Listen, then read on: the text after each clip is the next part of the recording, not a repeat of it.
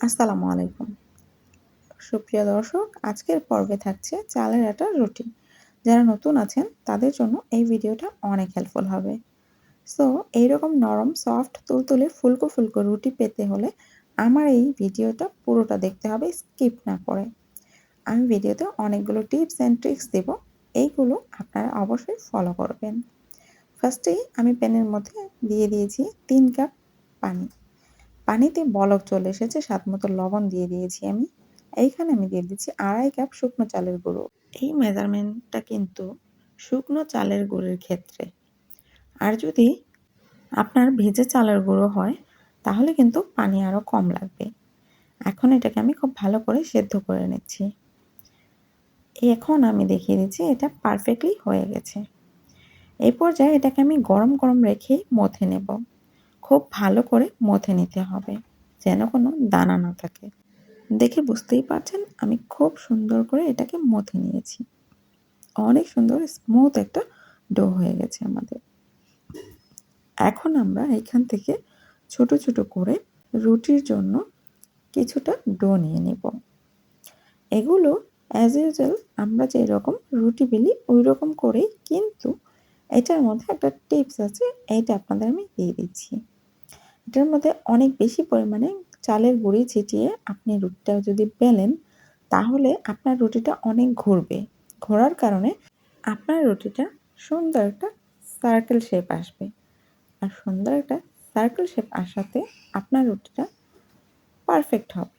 নইলে একদিকে পাতলা একদিকে ভারী এরকমটা থেকে যাবে, আর তখন আপনার রুটিটা কিন্তু পারফেক্ট হবে না।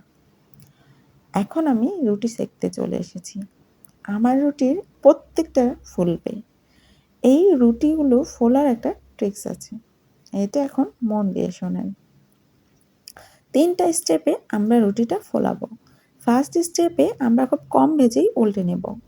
দ্বিতীয় স্টেপে আমরা একটু ভালো করে ভেজে নেব। তৃতীয় স্টেপে যখন আমরা উল্টাবো সাথে সাথে আমাদের রুটিগুলো ফুলে যাবে।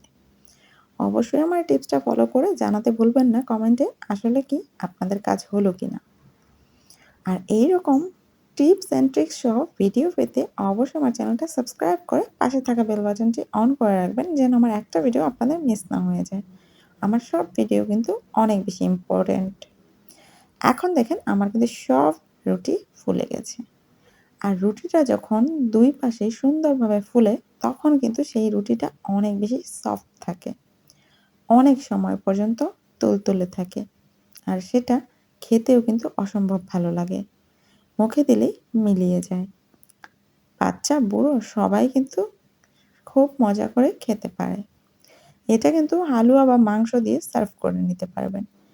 আমার চ্যানেলেই হালুয়া রেসিপি আছে, আমার চ্যানেলে মাংসর রেসিপিও আছে। আমি আপনাদের জন্য ডেসক্রিপশন বক্সে লিংক দিয়ে দিব এবং আই বাটনেও ভিডিও দিয়ে দিব, অ্যান্ড স্ক্রিনেও ভিডিও দিয়ে দিব। আপনারা চাইলে ওইখান থেকে চেক করে নিতে পারেন। দেখুন কতটা তুলতুলে রুটিগুলো। দেখে তো আর বোঝার বাকি নেই যে রুটিগুলো কতটা সফট হয়েছে। ভিডিও ভালো লাগলে একটা লাইক, একটা কমেন্ট অবশ্যই করবেন, পারলে একটা শেয়ার করে রাখবেন। আজকের মতো এই পর্যন্তই। সবাই ভালো থাকবেন আর আমার জন্য দোয়া করবেন। আল্লাহ হাফেজ। আসসালামু আলাইকুম।